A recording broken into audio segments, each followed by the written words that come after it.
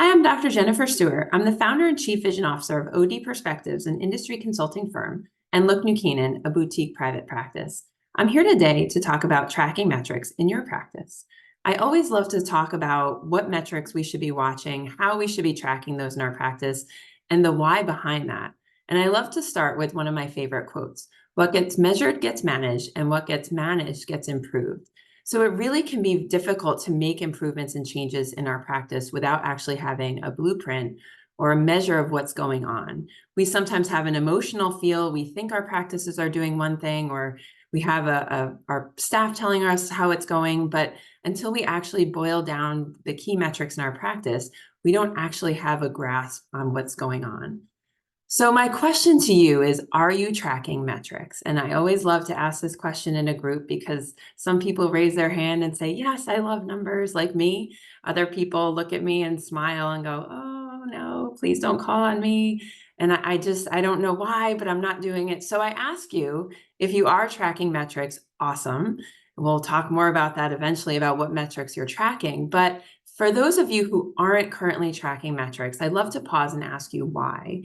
And we have to do a little soul searching here and understand the hesitation or the reason we're not doing that. So what I've heard from other colleagues is, I don't have the time. Dr. Stewart, I am running a super busy practice. I'm barely keeping up with seeing patients and all the prior authorizations I have to do for medications and emergencies and doing all of the things I'm supposed to do in my office and managing a staff and understanding insurance. The last thing I have time for is sitting down and looking at numbers in my practice. So I just don't have the time. Other people tell me it's too difficult. I'm not a numbers person. I don't even know where to start. I know that my EHR has all these great reports I can run, but I don't even know what to do with that. Should I be doing an Excel spreadsheet? I don't even know where to start. And the thought of it just seems overwhelming. Other people will say, I don't even know what to do with them. I can print reports till I'm blue in the face, but once I get those reports, I feel like maybe I've done enough and I don't know what to do with them. I have these numbers and maybe I think that there's something that should be done, but I don't know how to formulate an action plan once I actually do have those metrics. Others will say, I hear all these industry benchmarks and there's a new benchmark, it seems, every year, and I don't even know which ones I'm supposed to be tracking or what data I should be looking at. So I agree with you. There are a number of reasons that can make tracking metrics feel very daunting, especially in busy practices. And it can always be something we add to our 2024 list, maybe our 2025 list, that we just don't have on the top of our list to get to. But I'm here today to make it simple. I'm not here to make you feel that you are overwhelmed. I'm here to give you one or two little tricks to make the first metric less intimidating. So why should we be tracking metrics? Why should we look at those numbers, track those metrics, maybe think about our practices a little differently? For me, it allows me to explore further into my business. We can sometimes just get a top-down view. We're moving through our patients. We're just seeing the revenue that comes in, but we're not understanding what is actually going on in our practice. Maybe when we meet with our accountant, we get a little more detail, but overall, a lot of us are just getting by and just focused on the number of dollars that are coming in the practice. It allows us to see beyond the trends and see kind of our practices overall and over a longer period of time. And it helps us understand the why behind the numbers, why our gross revenue is doing something, or why something's happening in our practice. One of the biggest reasons for me to track metrics is it takes the emotion out of business. So I love my practice. I think it's the best practice out there. I'm sure everybody else has this emotional attachment to their business.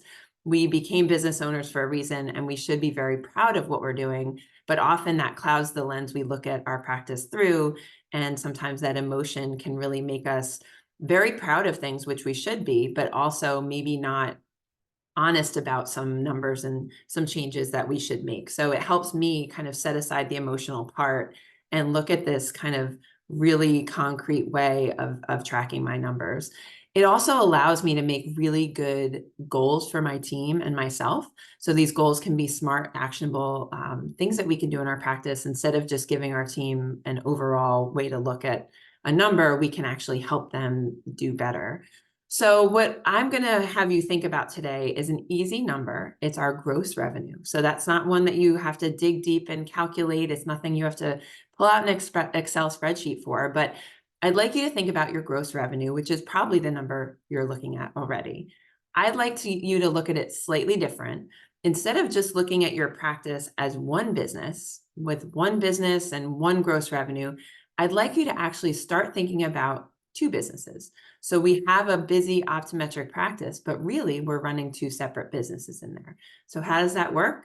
We have our optical side, which is pretty easy to understand. That's our ophthalmic frames, our sunwear, our sports eyewear, and our lenses. So that's our optical business. So what's missing? What doesn't fit in there? There's our clinical business. So our clinical business is everything else. It's our exams, our comprehensive eye exams, our medical exams, contact lenses, so that fits in the clinical side, and it's everything else we're doing. It might be nutraceuticals, specialty testing, all of these other pieces that don't fit in the optical. So I'd like you to start looking at your business on the optical side and the clinical side. Why would we do that? Why would we split that out? So you might look at your 2023 numbers and look and go, wow, I'm super proud. We had an overall increase in gross revenue. Isn't that amazing? Absolutely. Take the time, congratulate yourself, congratulate your team. You made an increase. That is fantastic. But do you know what actually happened to make that number go up? This is when separating out your clinical and your optical piece can help. When you split those out, now compare those numbers to the previous year. Maybe you added myopia management or dry eye treatment, and you're seeing your clinical revenue skyrocket. Now you've got all these private pay tests, private pay patients. So that's making that clinical piece go up. And that overall has made your gross revenue go up. But then now you're looking at your revenue and going, wow, now I'm looking at my optical revenue, and that actually went down. How did that happen? I thought, my gross revenue went up. I had this huge increase and I just pat myself on the back. But now that I'm digging a little deeper, I'm looking at my optical going, what happened? Maybe we're short staffed. Maybe we're running on empty. Our team is really busy and patients are not getting the attention and the time they need in the optical. So maybe they're having fewer sales, they're walking, the staff is not having the time to really talk about second pairs, sunglasses, all the things that they know they should be talking about, but feel stretched for time. Maybe our frame board isn't really being managed, or who's managing it, we don't quite know, but maybe the mix of frames we have is not quite what we need to accommodate all of the patients we're seeing. Maybe our staff is unintentionally underselling or unselling these patients, and I haven't had the time to think about optical training because I've been watching that gross number and I thought we're all doing a great job. Maybe it's something else, we don't know, but unless we're looking at those two businesses under that lens, we can't actually dig deep and notice that while our clinical revenue is increasing and helping our gross revenue increase, maybe we're actually losing some optical steam, and we can make some really great changes in the optical to boost our gross revenue increase even further in 2024. So what can you do? What can you do about this? Dig deeper into those metrics. Don't just look at that gross revenue. Start looking at your practice as two separate businesses, your clinical side and your optical side.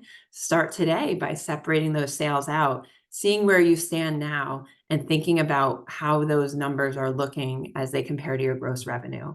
Don't change everything at once. I'm here to make your life easy, not difficult. Don't think that you have to make a change in every part of your business.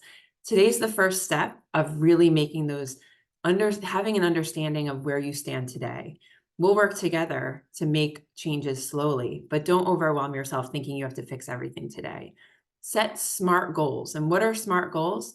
They're specific, measurable, attainable, relevant, and time bound. So instead of just telling your team, we have to do better, start to make those goals for your team that are really applicable to the things you want to change.